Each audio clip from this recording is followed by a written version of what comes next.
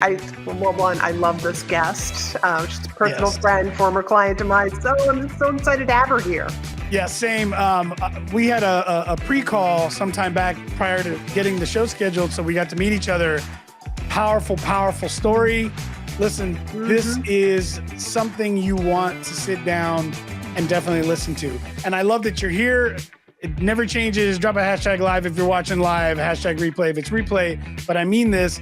This is an individual you're really going to want to pay attention to and listen to. The story is powerful. It's going to move you, and it's going to help you understand if you are living a life of purpose, okay? Are you living a life of purpose? We're going to be right back in 30 seconds with our guests.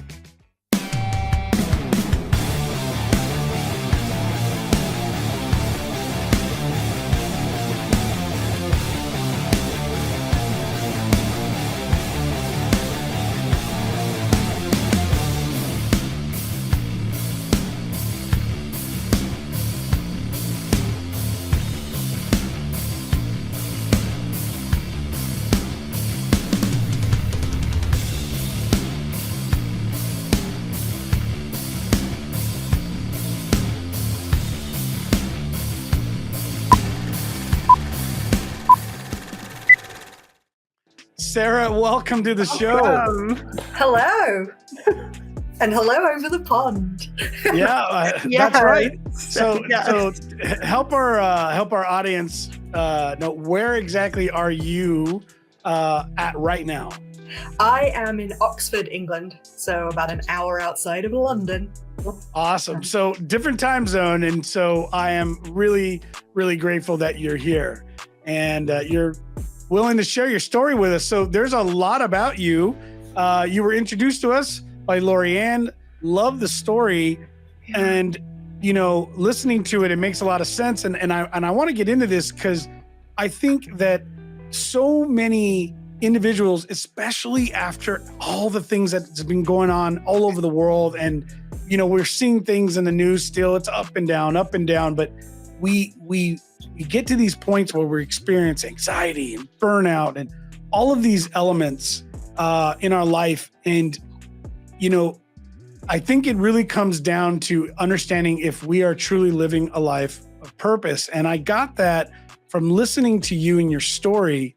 Would you be willing to share with our audience how you got to this place and why we're going to get into this aspect of burnout and how to avoid it in this new 2023? Absolutely. It's 8 years since I had one of those moments that you would describe as completely life-changing. But I'm going to take you back about 3.5 years before that, when, I had the Instagram life that we would see of an influencer now. If you check my Instagram, it was full of business class tickets, flights. I was traveling the world. I was always in exotic places. And yet I was pretty empty. I really enjoyed my work, but I was exhausted. And there's that times when you are tired. I looked after 50 different countries, 14 time zones, very rarely knew which one I was in. I had a housekeeper, a cleaner, and she would basically make sure that there was bread and milk in the fridge so that if I came home late at night, I could at least make a sandwich. But if you looked at what I portrayed to the world through all my social media, I was like this happy, up and coming, and, I was always chasing that next promotion, that next job title, the next big adventure. And yet I didn't really see much of anything. I got up, I went to work, I came home and I went to bed, and then I repeated it all the same the next day. But I never really understood how much was missing until you have those moments where, you pretty much give up. And I gave up that dream job to look after my partner, who was stressed at the time, and he was definitely close to burnout. I didn't know that's what it was, but 3 months later, he left me. So I've given up my dream job. I've been looking after someone who's seriously stressed. And I wasn't listening to my body either. My body was giving me all the signs that something was not quite right. That cold that just won't disappear, those aches and pains that no matter what you do, you can't get rid of. And big trigger for me was always migraines. My triggers for those were lack of sleep, lack of hydration. And I would get them and, I'd take the pills and I'd move on. And at the beginning, they were probably maybe 1 or 2 a year. And by the height of my burnout, they were 25 days a month. So for 25 days a month, you are sat in the dark, cold, because that's what I needed to feel even slightly better.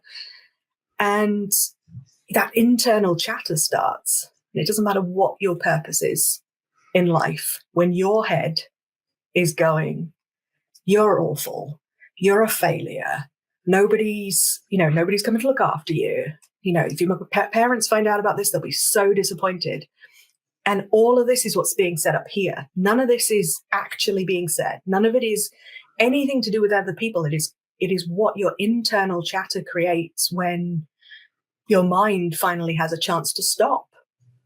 And I took a severance package because I missed a lot of work. And just before my 37th birthday, decided that I didn't want to see my 38th.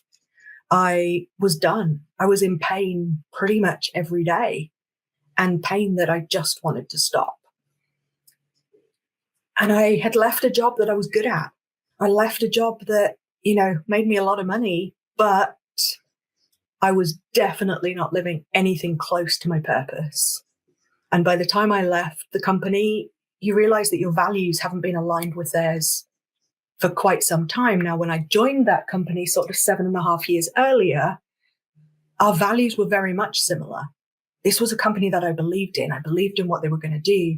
And then over the years, you see decisions being made and restructures and reorganizations, and even just changes in teams. New people start, training seemed to go in a different direction. But by the end of it, you realize that your values aren't being met by going to work anymore. But because you don't really know how to make any different choices, and you've got this internal chatter telling you that you're useless, that you just kind of go, you know what? I'll just keep going to work. It's the one place I don't have to make the decisions. My boss does. My boss tells me what to do. They give me the deadlines. I turn up to work. I do it and I get paid. I don't have to think about the consequences or whether I'm truly being fulfilled. I just have to go and do. So my whole life at this point is not about being anything. It's about just getting through 24 hours every day with hopefully not a lot of pain. But as I said, having made that decision, I came up with a plan. I'm a planner. I like having a checklist. I also didn't want anybody to know what I was thinking. So my plan was pretty, I suppose, intense. I did everything I could to hide the fact that I was having suicidal thoughts. I picked a date. I decided how I would die. But in the 6 months up to that date, so this wasn't a drive to CVS, pick up some pills and do it. It was planned. And everything was planned. The will was written, the letters were written, everything was packed. And I went on courses. I learned how to be a speaker during that period. My first ever speaker training was during the period where I was planning things. I was building, we were talking earlier about you building the studio. Yeah. I had somebody build a website during the 4 months leading up to what would have been my expiry date. A website that would never, ever have seen the light of day. But to the whole world, I was building a website. Therefore, I was planning for the future. Wow. So before you finish some of the story, did you understand what burnout was at that moment? Did you understand what had happened physically, mentally to your body? I knew I had pushed myself to a level of exhaustion that my body could no longer heal from. What I didn't appreciate was how much damage stress was doing to my body. And I didn't have I lived in Switzerland in a city where burnout was mentioned probably in every other conversation, but you never think it's going to happen to you. You never think that's what it is. I put all mine down to my migraines having gone chronic, but migraines going chronic, as in they're more than 15, 16 days a month, is down to other factors. And those are hormonal changes that happen when your body is under constant stress. You go back to when we lived in caves, when we foraged for food, our DNA is not much different to that now. And all of the things that we have to deal with stress were for a time when our stress would be maybe those 5 minutes that we were running away from a saber-toothed tiger as it chased us up a tree. And as long as we got safe, our body could then reset. We'd probably sit around the fire, chew on a drumstick of something, and body would replenish. People would tell stories, and life went on. But today, we tend to have those stressful periods more often than not. We're trying to do marathons on genetics that were made for doing sprints. Our bodies being under stress 24 hours a day, 7 days a week is not what our bodies were built for. And so it's those little things that you find, and we'll talk about them later, that actually allow you to break that cycle of stress that helps you recover from burnout. And once you know those in advance, means you shouldn't burn out in the first place. That's, it's interesting. Lorianne, we've had some other really incredible speakers here that have come to understand the psychology of things, right? And it's interesting how we put ourselves in situations that we don't even realize is bringing us back to this primal aspect of how we would respond, right? And we're thinking, you talk about a saber tooth, Sarah, but we don't have saber. We're not being chased by saber tooths, right? But the mind doesn't know the difference from the stress that it does in ourself, right? And you were talking about this shame and this attack to yourself and this, loss of self-worth. And it's interesting because I learned recently that another interesting piece about the brain is that the brain, when we pull out memories that are bad and we speak negatively in ourselves, it doesn't know the difference between a memory or if it's current. So we put ourselves through that emotional pain all over again. Like we just pull ourselves right back into that. And the damage is huge, right? It's enormous. Our brain is only working on two questions. Am I safe? Or can I get safe? Yeah. And whether that's from a saber-toothed tiger chasing us up a tree, or whether that's the boss hounding you with a deadline, or road rage because you've got to pick the kids up from soccer practice, all of these things come down to the same thing. Am I safe? Can I get safe? And when I'm safe and the body understands that you are, then it can stop producing cortisol, adrenaline, and all the stress hormones. Lorianne, you looked like you were gonna make a comment. Yeah. Go ahead. Yeah. I feel like with all the demands, and especially the past few years, like the stress levels have like let's just say, for example, it's at this level and we just get used to it. So then we add on something else and it's like, okay, I have to get used to this level. And I don't even think that we even realize that we are constantly, shall I say, raising the bar on our tolerance for stress. And, that's not to glorify stress by any means, because it's still doing havoc on us internally, like Sarah's been sharing with us. But I think just our tolerance, and it could also just be like we're looking around at other people because we're watching them and like, oh, well, they're able to do all of these things. For so now, I should be able to do all of these things. Yeah. We're judging people's their front stage, and we have no idea what's really going on, internally or even in their mind by themselves, but we're constantly making interpretations about this. What would you say, Sarah, the Instagram life? The Instagram life. Yeah. You would have no idea that behind those pictures of me always going with champagne in business class was somebody who had no idea where she was most of the time. I spent my time in hotels, airports, and offices. I remember opening the curtains in a hotel that I had arrived to late at night Next morning, opening the curtains, and there was a volcano outside the window. Not an active volcano. That would have scared me. But you open it and you're like, whoa, I didn't know there were big mountains here. And then they're like, oh, yeah, there's big mountains everywhere. And you drive to work and, oh, there's one there. Oh, there's one there. But you haven't seen it at all, because usually I had my BlackBerry in my hand and I was doing the BlackBerry prayer in the car. So I wasn't even looking out the window. Like, BlackBerry's too important. Prayer. Right. The BlackBerry prayer. That's good. That's funny. So I want to go back. I want to go back to this place where you're building this website. You have made a decision. You picked the date, but you're a planner. So you're planning the end, and you're going out. You're even getting training. Where are we at now? Let's continue down this path, Sarah. Yeah. So I had decided that. So when I had first taken the severance package, I went to Vietnam for 2 weeks. I spent the time at an orphanage for disabled children, and I found a peace there that I hadn't experienced in a very long time. And that then translated to, that was where I was going to end my life, because all the chatter, all the stuff I was telling myself, all those beliefs that I had about being unsuccessful, worthless, useless, nobody wants me, I'll just disappoint people, all those things.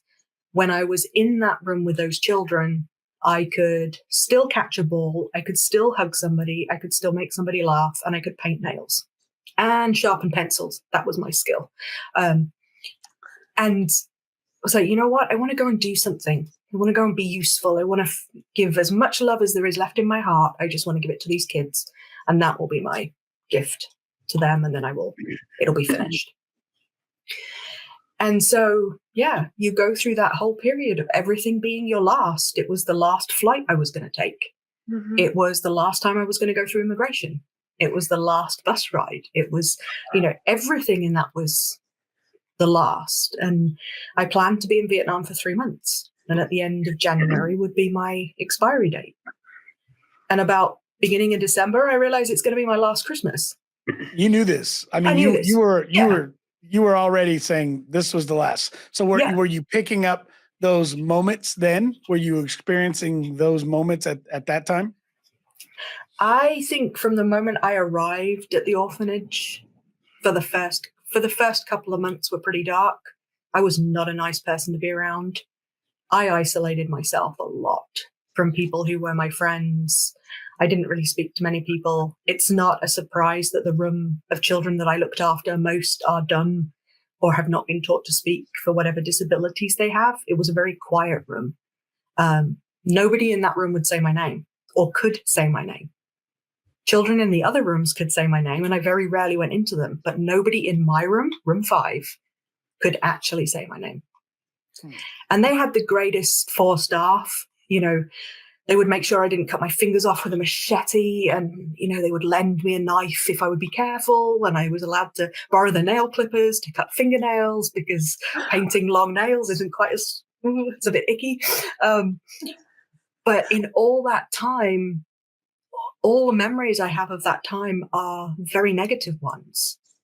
I notice, on your Facebook memories pop up every year, and you're like, yeah, those 2 months I'm not even posting the good stuff. It's always questioning why and questioning the bad stuff. And I would post a lot of I'd post a lot of photos with no comments, and everyone's like, oh, you must be having such a good time. And it's like, yeah, I'm just not telling you what's really going on. So here's a smiling picture of a child and me, all's good. And that was the message that I gave to the world. But, what was it, 2-3 weeks before Christmas? You're like, you know what? If it's going to be my last Christmas, then I'm going to be Father Christmas. I'm going to be Santa Claus in a country that doesn't celebrate Christmas. Except Coca-Cola would still put Father Christmas on the Coke cans. But I'm 5'10" with curves. I'm taller than most Vietnamese. In fact, probably most of the population. I couldn't buy a T-shirt and trousers in the market, let alone shoes. So when you decide to be Santa Claus and you walk into Christmas Street, which is a street that appears for 6 weeks before Christmas, I have everything you could possibly want, and you find a Santa costume that fits you as if it had been made for you, And we're talking everything: beard, wig, hat, jacket, boots, the lot. He's like, okay, here we go. I'll be Santa Claus. And yeah, you unwrap 180 lollipops, and prep sweets and everything for children who have never really experienced somebody dressing up with them, let alone Father Christmas. And I took a moped taxi from our guest house to the orphanage that day. And the villagers, I think, still talk about Father Christmas being on the moped. They had no idea what was going on. Yeah, it was a day that would change my life completely. I spent the whole day handing out sweets and chocolates and being hugged and smiling. And that was probably the most difficult piece of that day. I don't think I was even consciously aware of it, but when you look back at it now, I probably smiled from 9 o'clock in the morning until 4 o'clock in the afternoon. Unending, smiling, laughing, joking. Now, what we know now about what that was doing to my head, how that was changing my brain's chemistry, was working wonders anyway. But just before we left that day, they told us that one of the little girls wasn't going to make it. She had been sick from birth. She was in the orphanage to die, basically, but she would not make it through the night, and they told us to say our goodbyes. And I went into a room I had never been in before to see a little girl that I had never met before. And I'm still dressed as Father Christmas. And I leant over her crib. She put her hand in my beard. And she and I breathed together. And there was a moment where you suddenly realize that this little girl has absolutely nothing in the world. And she's been given up to the orphanage to basically end her days there. She would never have been educated. She would never have experienced any of the things that I had in my life: family, travel, education. And yet, with a few hours left to go, she was still fighting for every single breath. She did not want to go. And there was I, stood, sharing this moment with her, not wanting to take many more breaths, I think, as I walked into that room. And I realized in that moment that I had a reason to breathe. That was the gift she gave me that day, was that there was a reason I'd gone through all of this. And there was a reason I'd had to go to the level that I was at in order to come out of it in that way. But I'll be honest, before that day, this whole start with why from Simon Sinek didn't fit my way of thinking, because I'm very much a what, when, why is the very last question. And yet in that moment, I found a reason to breathe, not just to keep me alive, but that one day, what would success look like? And that was if one person told me they hadn't decided to take their life. You get that testimonial, you get that email that says, because of you, because of something you said, because of something you have done, I've decided to take a different path in my life. And I left that, I was looking back on it now, it's probably one of the hugest moments in my life. And it was probably a couple of minutes long. I left the room. I took a deep breath, probably a deeper breath than I'd taken in a very long time. I enjoyed the dinner with my friends for Christmas that night. And when I got back to the guest house that night, there was one business card in my wallet and there was one book in my room, both by the same gentleman, a guy called Bernard Hiller. And I hadn't got on with him. I'll be completely honest. He was one of those people that you meet and go, if I never see him again, that will be too soon. And yet his was the business card I had. And he had written in the front of the book, the bigger the dream, the better the life. And the book was called Stop Acting and Start Living. And I sat there with this book and this business card, and I had that moment that Microsoft gives you when you decide to delete a file. And it says, "You would like to delete this file. Are you sure?" And I had that "are you sure" moment when I asked him for help. Because it was, if he says he'll help me, because I know at this point I can't get out of this black hole I'm in. I've created it with how I've seen the world, with how I've experienced with the world, but I cannot think myself back out of it. Even Einstein says the thinking that creates the problem can't create the solution. And that was so true. I could not think about burnout or migraines or my life or purpose in any other way than how it had always been. And in asking him for help, I had to do that one thing I had hated doing, and it was asking for help.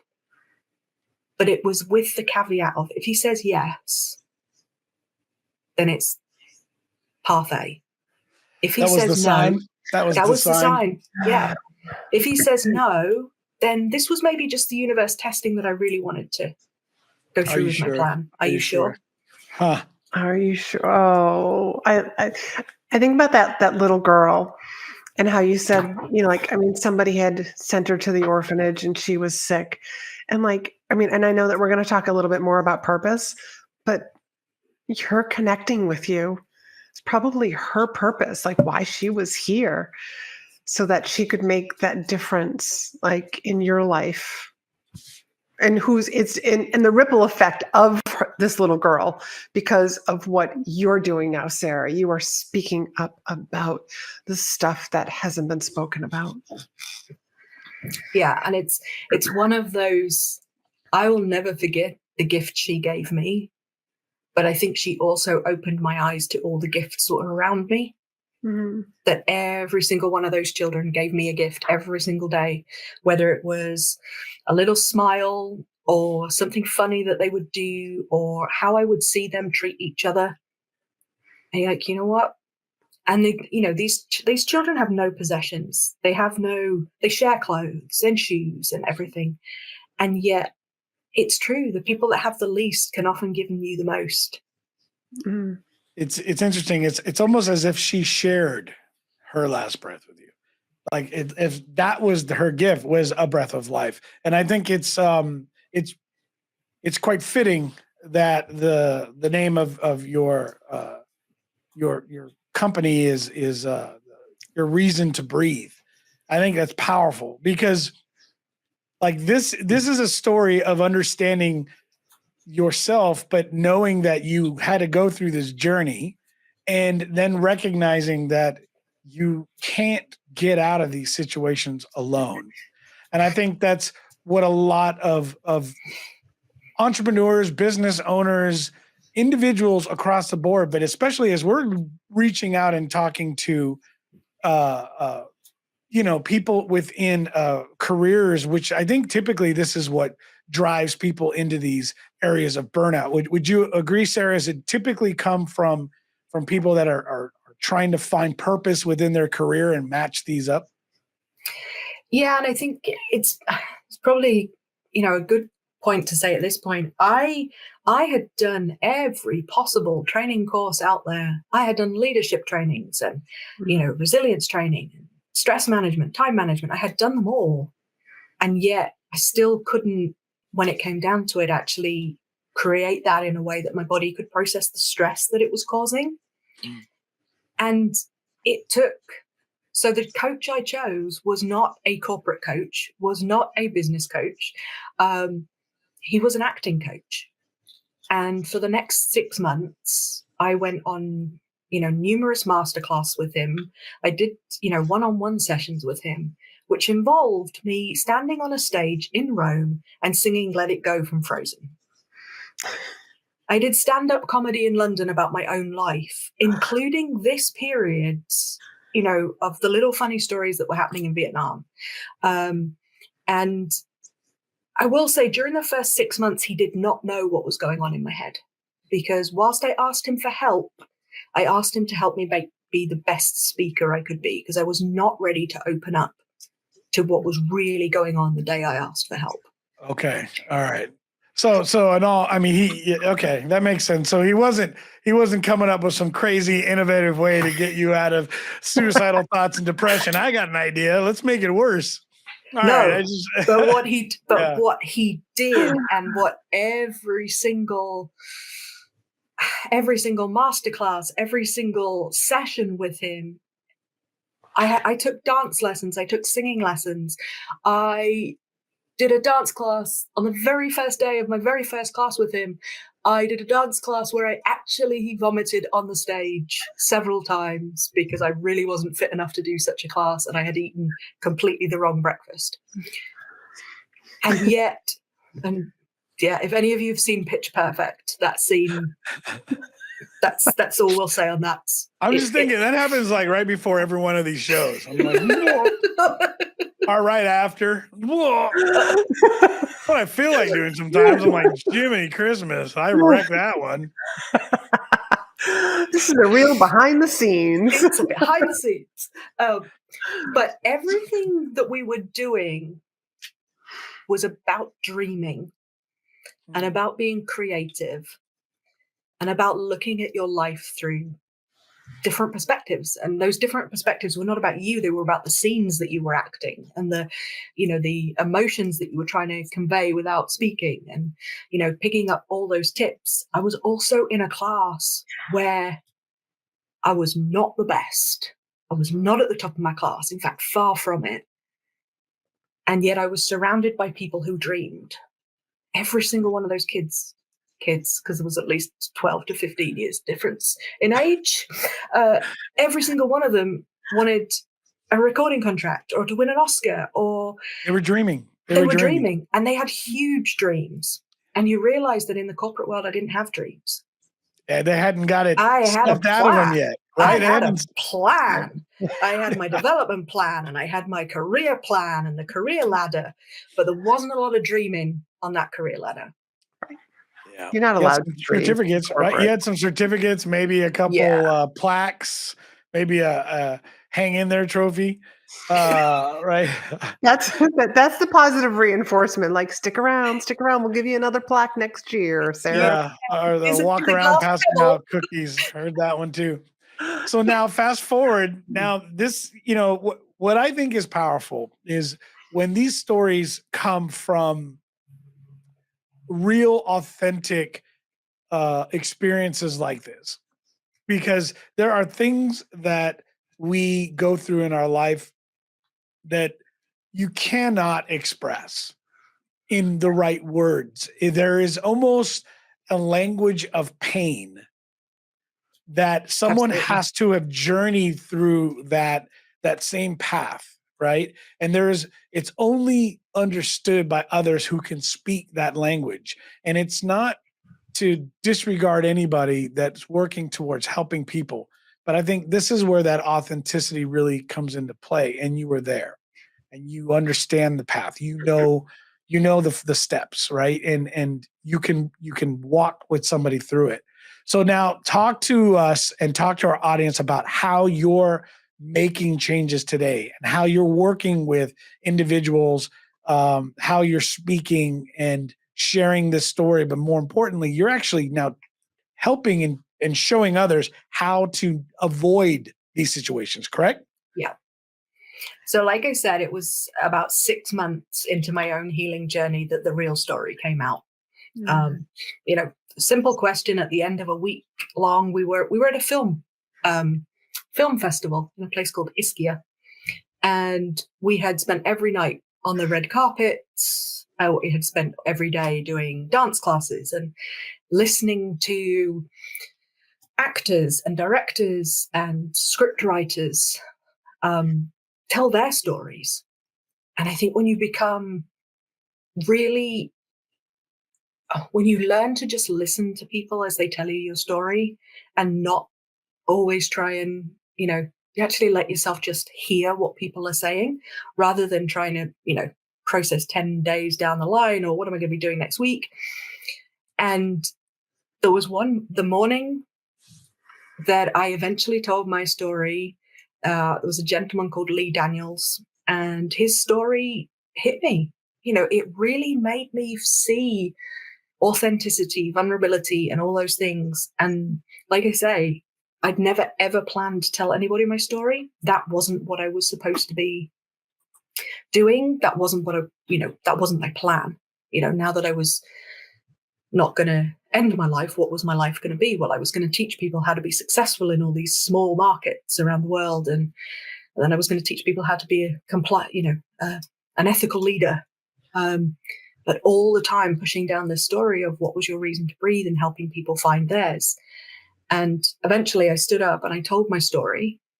And straight afterwards, 2 girls stood up and both admitted to, one had an eating disorder and one had been abused. And both of them went on to get the help that they needed. Now, it was probably another 1.5 years before Your Reason to Breathe finally formed as it is now. But in telling that story and seeing how it could help other people, was you see this need for people to see that there are other people that are not okay, that it's okay to not be okay. And that sometimes you do need to say that you are not okay for other people to help you.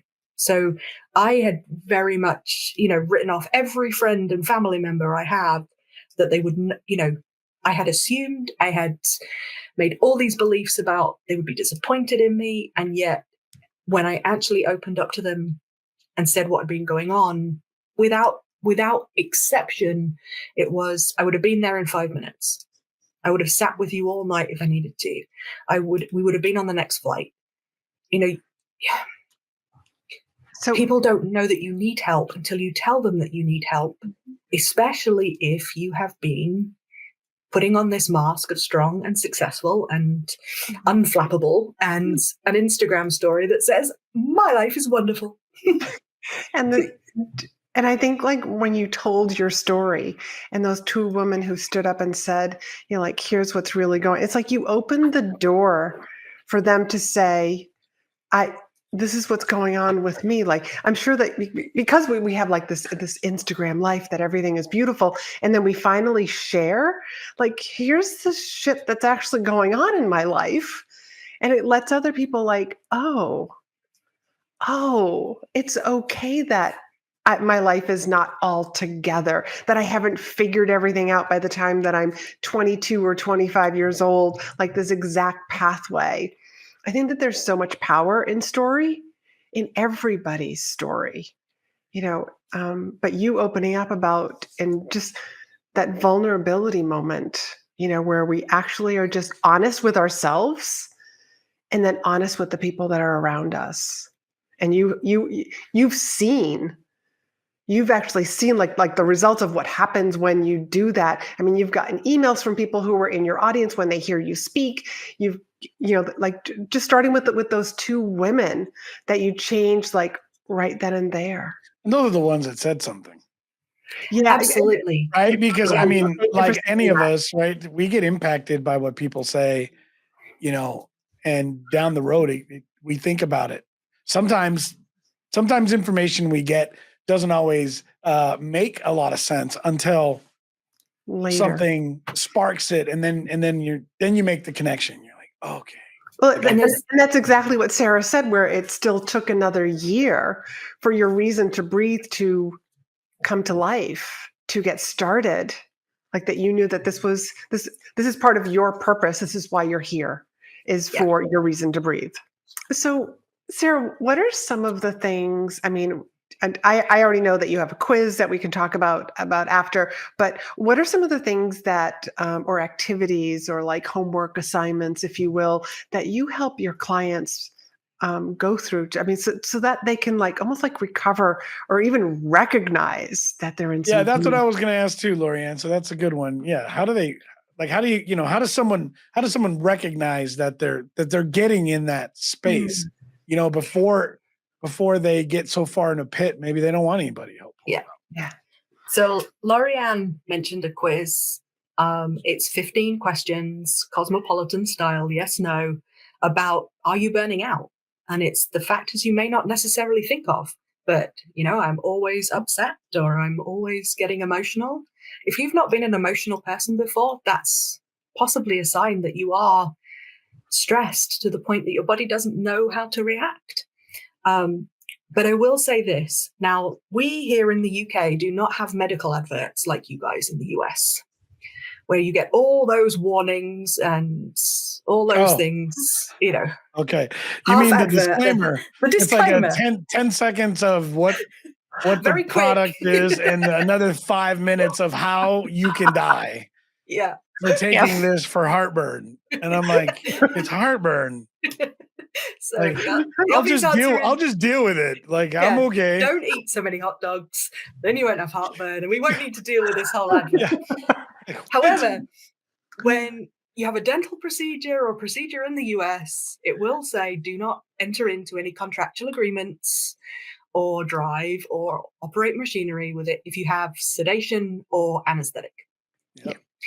And I use the same premise with my clients, that when they are in that deep, dark place, we do not start to change their life when they are in that hole. You want to get them back to a place where they are happy, semi-normal, in a more balanced state before we start saying, right, how do you want to change your life? Because that's quite a stressful question. You got for it most all people. figured out up until right now. Yeah.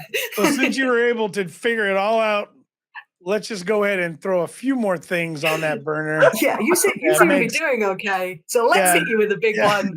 Yeah. I know how we'll get you at it. We will shock you out of it. It is not about quitting your job. It is not about, leaving your partner. It is not about selling up everything and moving to the other side of the world. Some people, like me, needed that huge jolt for there to be any sort of movement in thinking. For other people, once we get them hydrated properly, sleeping properly, having regular meals, and more importantly, having periods every day where they are happy or experiencing joy or smiling is actually enough of a reset for the brain that the brain starts to feel more often that it is safe or that it is getting safe. And therefore, the body actually then naturally starts to create those happy hormones. It creates versus protects, right? Yeah. Because the interesting thing is the body can't do both. So you go into the kitchen, you want to make a cake. There are two cakes. There is stress cake and there is happy cake. They have exactly the same ingredients. And that is our brain. So if our brain is creating oxytocin, serotonin, dopamine, endorphins, move around, listen to happy stuff, laugh, all these things, you cannot be stressed. It does not have the building blocks to make a stress cake when it is making a happy cake. Now, that's also vice versa. But the more you can make those little happy cakes, then your body has time to stop and actually reset for a while. And we're not talking about it needs 6 hours a day of you being happy. No, we're talking like 30 seconds. It's that short circuit of the brain going, oh, we're safe. Yeah. And sometimes all you need to do is say that. It's a little bit of a mantra. I am safe. I am safe. That's powerful. I mean, to understand that and really like recognize that there's only space for one. The great part is that they're identical ingredients. It's just which one you're deciding to make space for. Yeah. So it's not a process of I have to relearn something. It's just choosing which one you want to make more space for. Yeah, and I think that's pretty powerful. Go ahead, sir. The body can deal with stress. It can't deal with 24/7 stress.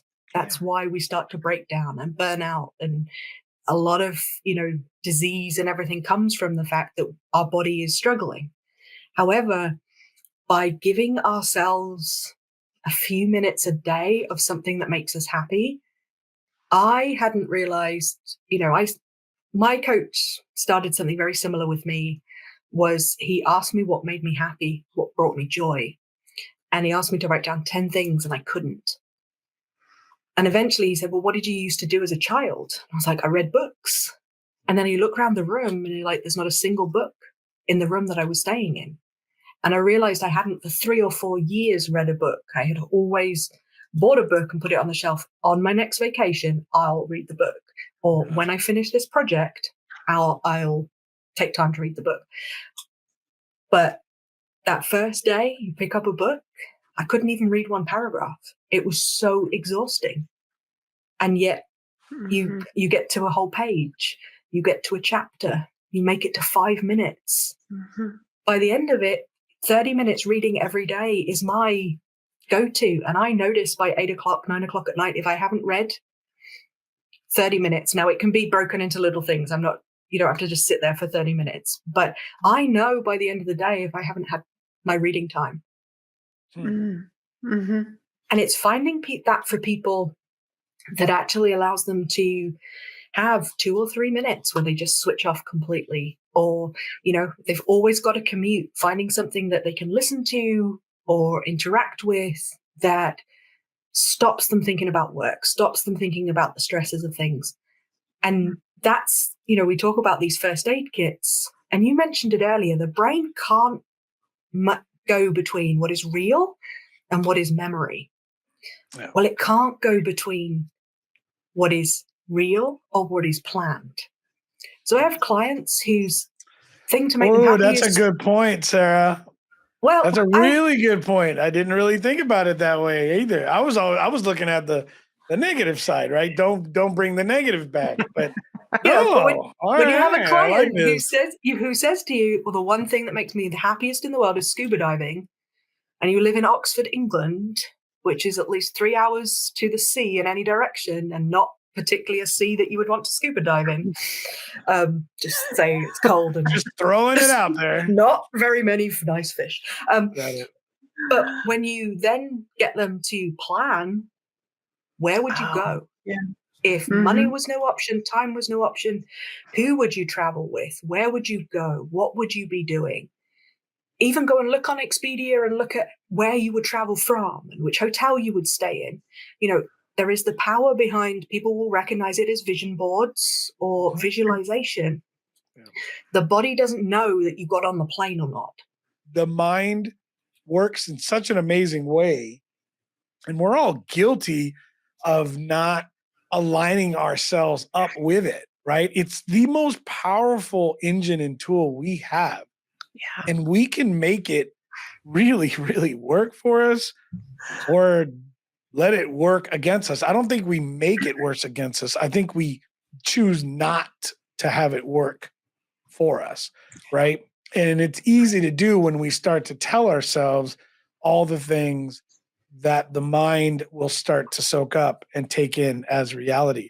And it's one of those, growing up, I remember there were people in our life, don't say that about yourself. And I'm pretty hard on my kids about that too. Even my employees, I had a young man work for me that would insult himself when he made a mistake. I was like, listen, that ain't gonna fly here. Like, if I'll call you stupid if you're stupid. I didn't say that. What I told him was like, you're not gonna do that. If you're making a mistake is one thing, but you're definitely not gonna call yourself an idiot. Because that isn't gonna work. Like, that's not gonna do any of us any favors. And I've always been able to recognize that piece, but when we're looking at ourselves, I like the comment you made about Einstein. I've never heard that one, actually. And that is a great comment, but it's just amazing when you start to bring this up. And I never thought about that, Sarah. This is huge for me as I'm thinking through it. The planning process, the positive aspect. Yeah, you can say words of affirmation, but truly, like, that's powerful. It's the same thing, right? We're lining stuff up. We're planning. We're looking into the future. We're dreaming. Yep. Because I can tell you, as an entrepreneur, as a business person, or someone that was unhappy in a corporate world, that's one of the things I realized myself a couple of years ago. Like, wow, like, I don't dream anymore. You don't dream. Where did we forget to stop dreaming? You know what I mean? My dream car, my dream house, And there is actual research that shows one of the biggest superpowers to that planning and visualization is the anticipation that it will happen, not that it actually happens. Like Santa Claus? Which is why you are more excited in the run up to a vacation than the actual vacation. which is why people have that, 2 or 3 days before they come home, it crashes and people start arguing and things. And that's because the anticipation then is that you are going back to work or you are going back to normal life. Or back to something you're not happy with. Yeah. And in that, in the run up to a vacation or a trip or a concert or whatever, everything is super, everything is amazing. And oh my goodness, I wonder if this is going to happen. And this is going to do, and we're going to do this, and we're going to eat that. Every single one of those moments is just firing your brain, and your brain doesn't know whether it's real or not. So it goes, we are safe because we are happy. Right. That is so true. That's awesome. That is so true. That's crazy. Yeah. This is powerful. Yeah. And now I'm thinking, I'm supposed to host this show, so I should probably start talking. But I'm like, no, this is really cool. Like now I'm just thinking through it. Thinking moments. Yeah. Pause for thought. It's like Sarah on the beach. I'm just going to play with this pebble. I'm going to sit here and think. I don't have the answer, but no, this is incredible, Sarah. First off, the story is powerful, but that was the catalyst that brought you into where you wanted to be. You know what I think is really interesting is how it's almost the harder we try to search for our purpose. I personally believe the further away we get from it, versus searching in how to in finding peace or happiness in something we do. This is why I'm all about my employees, if they want to have a side hustle or something, like, yes, as long as it doesn't interfere, how can I help you? Is the other question. How can I help you do this? Because if it inspires them, if it's building something up, if they're excited about it, like, why would I want them to fear being excited while being in, my employment? I would rather them excited about whatever it is they're doing than them want to get away from this place and have excitement somewhere else. And then it just associates my environment that we're trying to create with, I'm not allowed to be excited there. Right. And so if there's good news, like, sure. Yeah, by all means, simple rule, like, hey, I still pay you. So as long as it doesn't interfere, we're good. Right. And if I can help you, let's get it done. But I want you to do that. I want you to dream. Because honestly, like, I want that. I want that influence. I want that excitement here. I want people to be, pumped up about this. And it's about, that example that you've just said, people being the same person, whether they're at work or at home or in their side hustle, and not having to create the person. I was suited and booted corporate trainer, not very happy, burnt out. Yet now, I'll get on the stage. I don't have the same anxiety. Things can go really wrong now. And it's like, you just roll with it because you are in a completely different headspace. Yeah, I get it. And it's allowing people to be in that headspace all the time and dreaming. And the benefits to you as an employer of happy employees. Yeah. Yeah. And finding your authentic self, and I think that's a process of I guess not trying so hard, right? It's just a process of going through periods of your life and realizing that these are learning times or building blocks. I've just had this conversation with one of my sons last night, and I've had this with some of my employees. My staff is in their 20s. They're a young staff. And I like to remind them that, like, this is the best time of your life because you get to go test and try everything out. Like, there is no failure. Like, none of this is failure. This is all about figuring out what is going to happen and just learning and building and running that one, to the end and saying, oh, that was the wrong way. Let's go. Let's make a course change. There's nothing to regret in that time of your life if you're constantly moving and pushing forward. And I love that about that energy in that age group. Go ahead, Lorianne. I'm sorry. Follow the clues. That's what I tell clients. Just follow the clues. And when you listen to Sarah's story, I mean, that's exactly what she did. Yep. Just even before she was following them before. Right, with the expiry date. I mean, she was following her clues, and if she didn't follow those clues, she wouldn't be where she is right now. Yeah. No, I think it's powerful, and I think it's awesome that you do what you do today. So tell us more about the business. How do we find you? How do our listeners get to understand how you're helping companies and individuals today? And we'll put some stuff in the comments and whatnot. We'll put stuff in there for you. For those that are listening and watching right now. But tell us where to go. So you can find, we mentioned before there's a quiz. So we have a quiz called Are You Burning Out? And it's at yourreasontobreathe.com/quiz. Quite simple. Simple 15 questions. Yes, no, will give you the red flags. I take this quiz probably once a month. And if I'm feeling really, really stressed, but I can't seem to figure it out myself, then I'll take my quiz again. Just to give me the heads up of which part of what I'm doing is not quite working for me. In that quiz, there is the option to connect with me. Once you've taken the quiz, if you want to have a discovery call, then the connections are in there. Otherwise, you can connect with me on Facebook at Your Reason to Breathe and LinkedIn at The Sarah Ross. There's tips and hints on there about various parts of burnout, how to prevent it, but also how to be burnout free. I love it. Yeah. So you've been a great sport. This has been an incredible episode. Honestly, it's gone by a lot faster than I thought, and we could do this for much, much longer. But Sarah, you've just been incredible. I want to give you and Lorianne each an opportunity to just have a final thought as Donnie starts wrapping stuff up for us, so we can get out of here.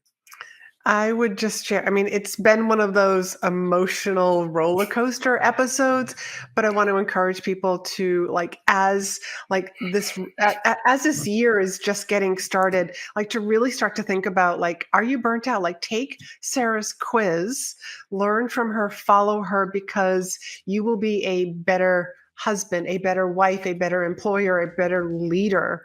But if you don't take care of yourself, like they say on the airlines, put your oxygen mask on first, because otherwise that's the only way that you can help other people. Take care of yourself. Thank you so much, Sarah. Sarah, can you leave our audience with a few words? Yes, please. So I always finish all my talks in the same way, and that is to trust your journey. Just don't forget to breathe. And really is, if it's not feeling right and you've got that gut feeling, or however you get the chills that something's not working for you, then breathe, take some time, have a deep breath, and think about what would be a better option. But I have learned over the last 8 years that the journey has been exactly what it needed to be at the times it needed to be.